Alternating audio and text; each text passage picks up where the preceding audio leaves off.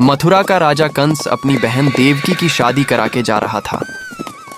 तभी आकाशवाणी हुई कि तुम्हारी बहन की 8वीं संतान तुम्हारा नाश करेगी। कंस गुस्से में अपनी बहन देवकी और वासुदेव को पकड़ लेता है और काल कोठरी में बंद कर देता है। कुछ दिन बाद देवकी जी ने एक प्यारे से बेटे को जन्म दिया। एक सैनिक ने कंस को खबर दी कि देवकी जी को बेटा हुआ है। कंस वहां आया और बेटे को छीन लिया और उसे जाकर कुएं में डाल दिया। एक एक करके कंस ने 7 बच्चों को कुएं में डाल दिया और देवकी जी ने अपनी 8वीं संतान को जन्म दिया। वासुदेव सोच लेते हैं कि इस बच्चे को बचाना ही होगा। वासुदेव चालू बारिश में कान्हा जी को गोकुल गांव की ओर ले जाते हैं। बारिश ज्यादा होने के कारण उनकी रक्षा करने के लिए स्वयं शेषनाग आते हैं और कान्हा जी के ऊपर एक बारिश की बूंद भी नहीं गिरने देते। वासुदेव गोकुल पहुंचकर नंद जी को सारी बात बताते हैं और कान्हा जी को उनके पास सुलाकर वापस चले जाते हैं। वासुदेव नंद जी की बेटी को लेकर काल कोठरी में लौट आते हैं। तभी वहां कंस आ जाता है और बेटी को छीनकर कुएं में डाल देता है। पर दूसरे दिन राजगुरु कह देते हैं कि तुम्हारा काल गोकुल में जीवित है।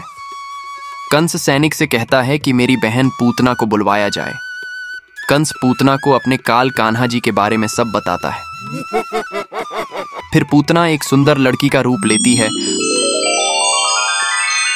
और फल लेकर यशोदा जी के पास जाती है। यशोदा जी फल रखने घर में जाती हैं। तभी पूतना कान्हा जी को अपने हाथ में पकड़ लेती है और आसमान में उड़कर जंगल की तरफ ले जाती है।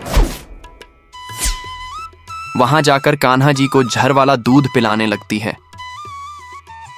पर कान्हा जी अपनी मायावी शक्ति से पूतना का गला दबाकर उसका वध कर देते हैं। यह बात सैनिक कंस को बताता है और कंस दुखी होकर रोने लगता है। काल कोठरी में एक सैनिक वासुदेव को बताता है कि कान्हा जी ने पूतना का वध कर दिया है।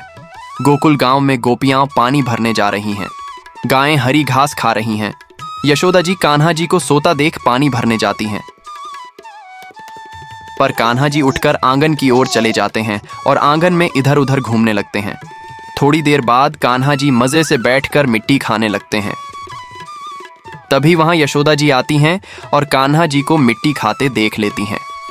यशोदा जी कहती हैं, कान्हा तुमने मिट्टी खाई है। पर कान्हा जी मना कर देते हैं। यशोदा जी मुंह खोलने को कहती हैं। कान्हा जी मुंह खोलते हैं तो उनके मुंह में पूरा ब्रह्मांड दिखाई देता है।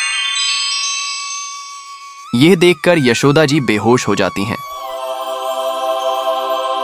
कान्हा जी घर की ओर जाते हैं और घर में जाकर सो जाते हैं। थोड़ी देर बाद होश में आकर यशोदा जी कान्हा जी को सोता देखती हैं तो वह यह सब सपना समझती हैं। पार्ट 2 देखने के लिए लाइक और सब्सक्राइब करें और कमेंट्स में लिखें जय श्री कृष्ण।